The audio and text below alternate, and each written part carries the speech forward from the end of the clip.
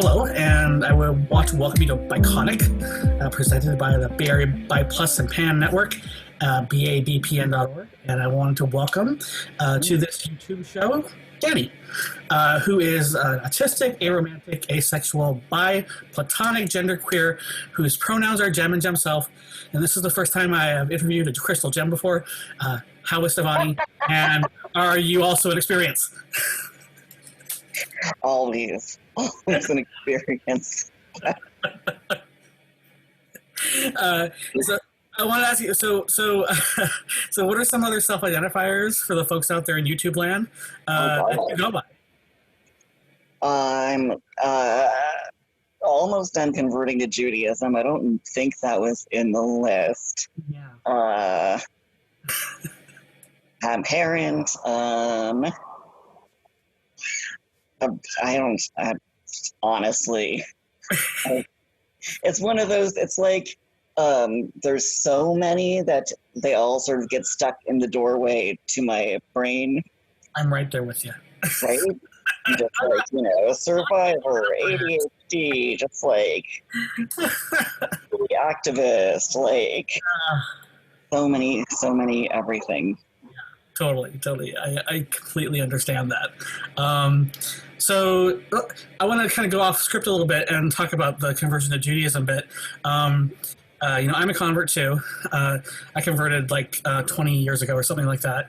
And I'd like to, why are there so many Jews or trans Jews by choice in the Bay Area? I have no idea. I would love to find out. Do you have any insight? I don't know if it's a Bay Area thing, because I noticed I'm less active on Tumblr now and more have shifted somewhat to Twitter. I think I tend to follow the discourse. I like arguing with people, apparently, which, the Judaism, and I'm just like, let's talk theory. I don't like yours. Awesome. I noticed, but for years I was really active on Tumblr, and particularly in like the autistic, genderqueer, and bi and ace communities, and I noticed a lot of people who also kind of overlapped with, a lot of other people who were non-binary and bi or ace and really social justice oriented were converting to Judaism. And when I started posting about it, even more people started messaging me and being like, I haven't mentioned this because I don't want to get harassed, but I'm converting or I'm thinking about converting. And then today this was in the Bay Area, but I was in a 12-step meeting on Zoom, and I got on chat with someone to be like, oh my God, I'm so happy to see another non-binary person. And then I shared something about the High Holy Days. And then this person was like, oh my God, I'm thinking about converting. And I'm like, what is it? Like, is this just a moment? This is the moment. Apparently this is our moment, and we should be like just basking in it. It would be nice to bask in some stuff. That'd be awesome. Yeah, that would be great. Moment in the sun. Let's just talk about that for a moment. I want to kind of ask you, so kind of moving on, like what are two big bisexual or pan visibility fights that you were part of or you witnessed firsthand? Like, were you ever involved in that kind of, I know, to give you some background, BABPN is really about bridging the gaps between all those communities, right? It's about working together rather than, fighting each other about like little things like definitions and such. Yes. Yeah. So what kind of I'd love to know, like, what's your experience of that, and what kind of things have you worked towards? Oh, that's interesting. Because when I first read the question that you sent me about, what bi/pan visibility fights I had witnessed or been a part of, my first thought, because there's so much online discourse, was bi versus pan. Yeah. Wait. I started to answer it, and then I was like, wait, this might actually be about bi and or pan people fighting for visibility. Yeah. Which, you know, I have to say, it was only since about, you know, 2012, 2015 that I've seen all of these online discourse fights over who can use what words and whose identities are okay and whose identity is somehow now inherently offensive and oppressive, which is awful. It's really, really, really bad. And I really want to do research into this because everything I've seen leads me to believe that this is an effect of TERFs coming en masse into social media between like 2012, 2015. And, you know, people who hate TERFs still experience the effects of the normalization of this, you know, their strategies of who can use what words. We have to control who uses particularly lesbian terms and who is allowed to say, you know, this is my gender, these are my pronouns, this is my orientation, and who is a bad person who is not right about whatever they say their gender and pronouns and orientation are and should be, you know, beaten off the internet. So I guess that's a big one. Yeah.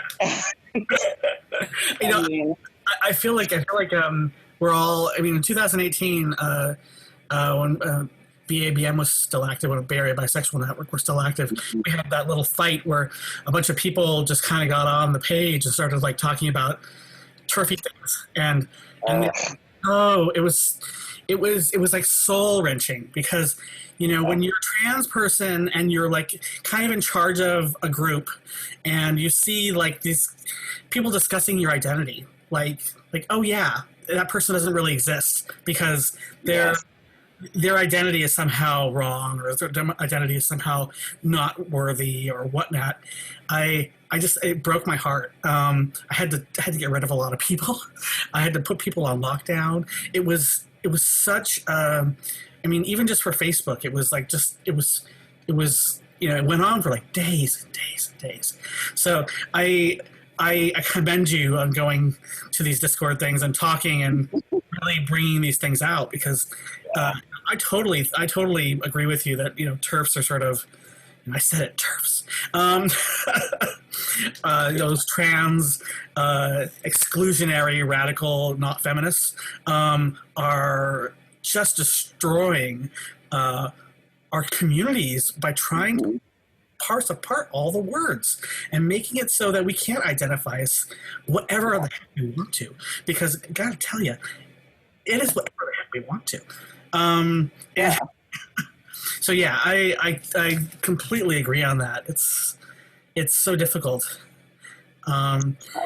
We deserve words. We deserve language to describe our experiences. This is a need that we have recognized as a larger community, and it's awful. It's like I saw someone the other day with, you know, a really specific, I think it was a really specific arrow spectrum label who, you know, I think I'm mutuals with on Twitter, who is talking about having seen just a random person's post being like, you know, these people aren't valid and, you know, these people are terrible and I'm mocking them and feeling just literally suicidal because of it. And I'm like, you don't, like, we need people to understand the effects that this is having on the people that, like, we should be supporting, which is all of us. Anyway.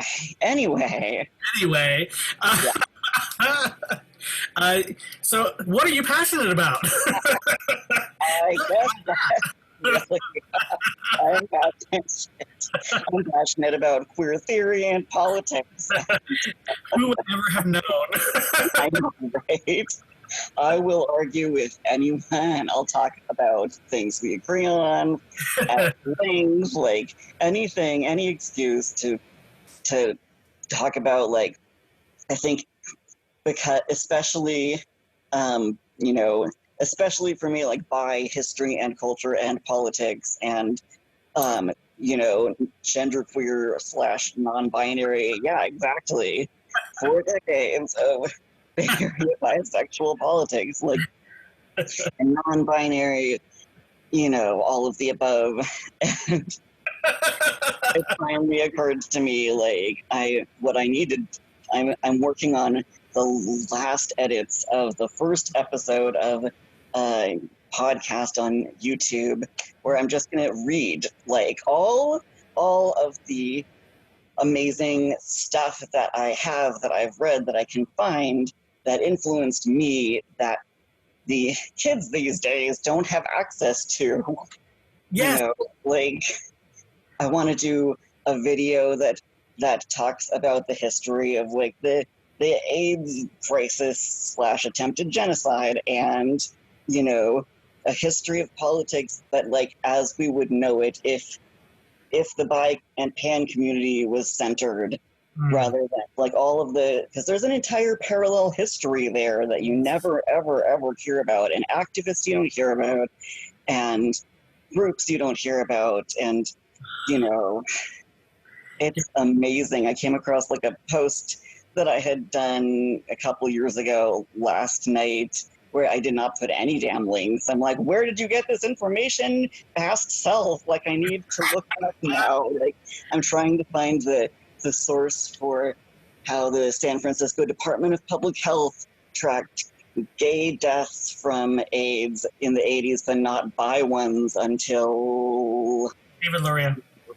David Luria and activist pressure. And it took 2 years of community organizing to get them to start tracking bi deaths. Yes. And now I can't find it, and I'm like, okay, like, it's probably in the David Luria papers on, like, I can probably send you a link to it. Yeah, right. I'm like, I should just go around asking people who I know have this. Like, not trying to Google it.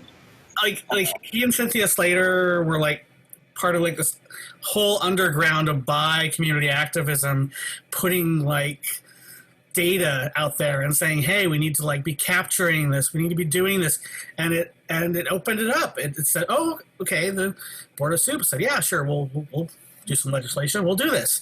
But it took so long to happen because nobody was thinking about the bi community except a scapegoat, and we all know about that.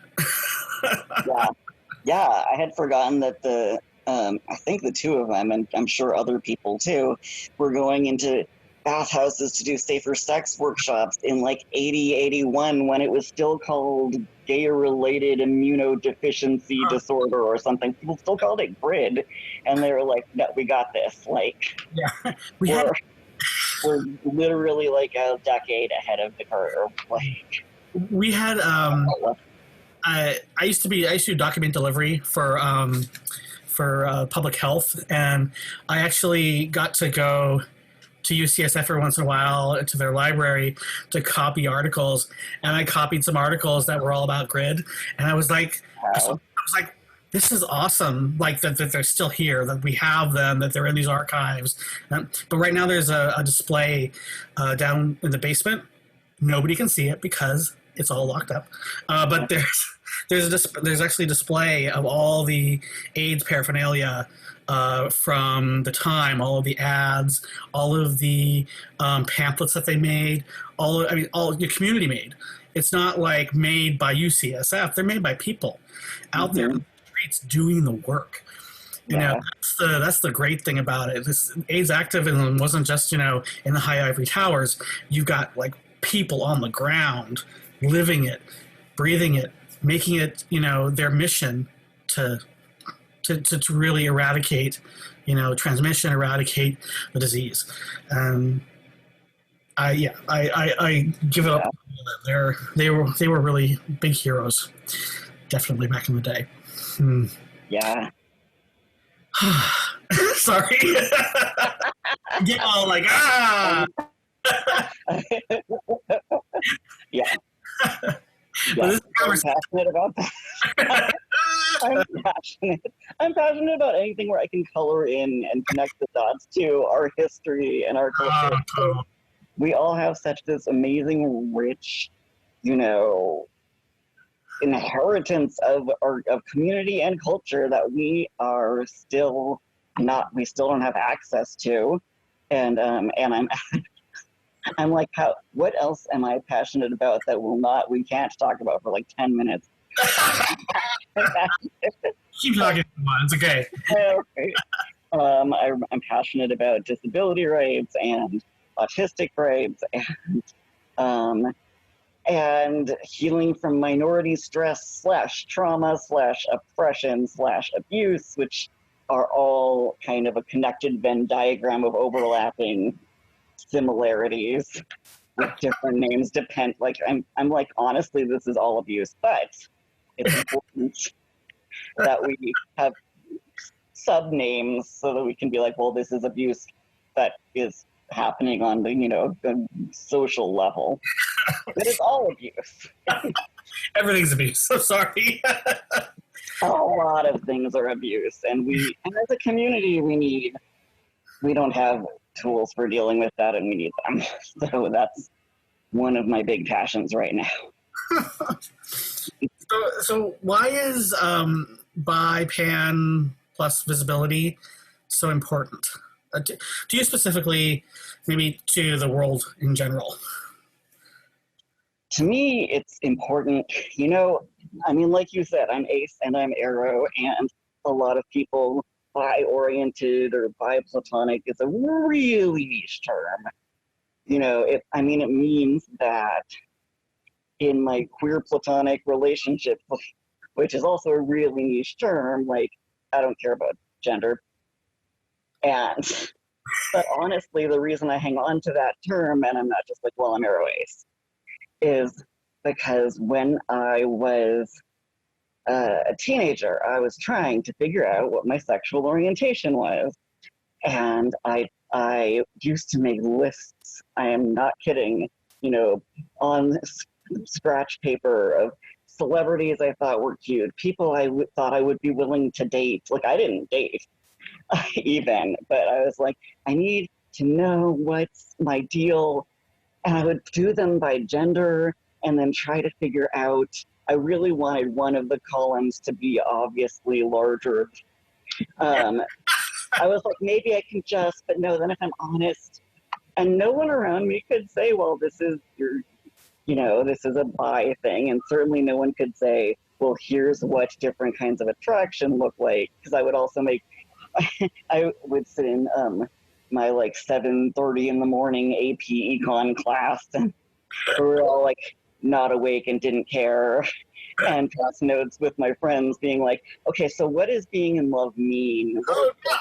How do you know about that? How do you know if you have one? And they would try so hard to explain it. And I was like, I don't get any of this. No one could give me words for this.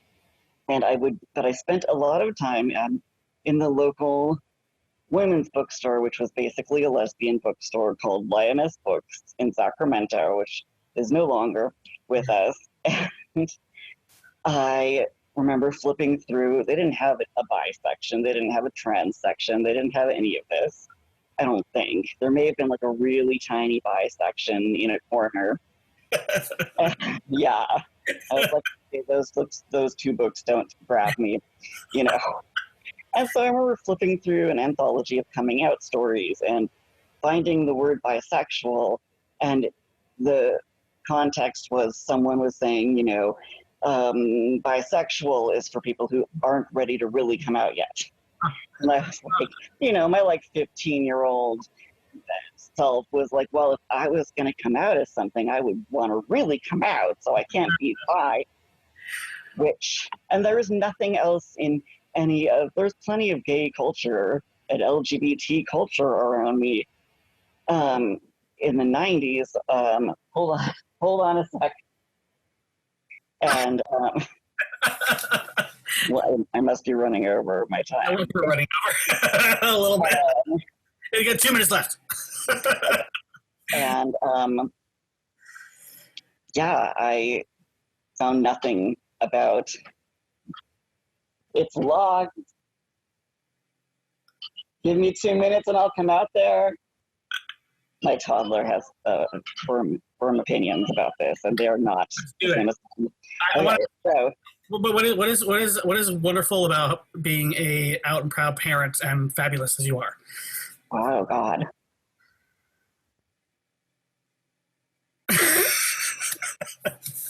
Complete silence. I mean, everything really, because being a parent is freaking amazing and fantastic, even as challenging as it is in all kinds of ways. Yeah, And right now for locking that door, by the way. um,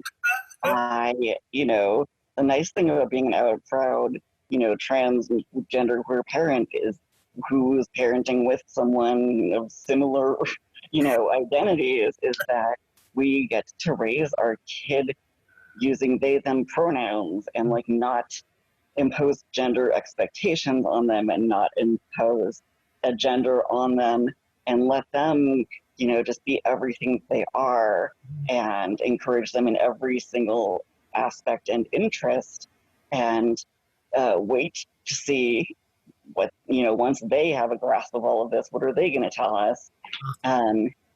So like we no longer have to raise kids who have to come out to us, in a way. Like we get to be a part of this like very early, making it easier for kids and giving them safety and just focusing on like building self-esteem and confidence and joy and the sense of being loved. Like that's the best. Awesome.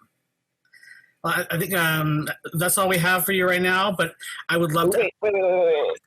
Can I add the end of the why is visibility? I thought I was a lesbian, which I was obviously wrong about on every level. But when I got to college and I figured out I was genderqueer, which is the term we had at the time, I couldn't find anything. I knew that lesbian was not the right label, but I was like, well, bi is probably the right label. And I came across, some other terms like ace that I was very much not ready to face yet. But I was terrified of even saying that I was bi because I had no connection to any kind of community and culture. I didn't know what I would be aligning myself with if I said that. But then I went to a bookstore because I was lucky to be in the Bay Area, and I found a copy of Anything That Moves, the big 90s bi magazine. Yep. And it was the first thing I had ever found from the queer community. I'd read like The Advocate, I'd read Out, I'd read Curve, I'd read like XY magazine, like all kinds of gay/LGBT magazines, but I had never found anything that included trans people instead of like having occasional like, oh, we should support them. Now we're moving on. And Anything That Moves was like, we are them and we support them when we're not them. And we're all part of this big, messy, liminal thing together. And it is awesome. And that visibility is what gave me the courage to be who I was and explore who I was. And that's why it's important. That is why it is important. Exactly. Yeah, that's why it's important to me. Yes. It's important to me for that reason as well. I came out as queer in the beginning, came out as bi, and then queer, as bi, and then in 2003, I'd been to the Anything That Moves office to help with envelopes, I think, because it was where FTMI was also, and I realized, wow, this is so amazing. I should totally go back and tell people I'm bi again, but I don't want to. I was so afraid of like what all the other queers would say, and so it was really like scary. Yeah, because you have to keep coming out, and that's the thing. You have to keep coming out every single time, and you have a toddler on the other side of the door who really wants to see you. But I want one more question. Mm-hmm. What's a talent that you have that people might be surprised by? Well, I'm surprised that I am capable of putting up shelves and doing actual handiwork. I've been getting up on a big ladder and sawing and pruning back a walnut tree. Like I have developed skills for physical objects, which I never thought I could do. Awesome. Yeah. Handy Danny. Thank you so much. you later. Bye. Bye.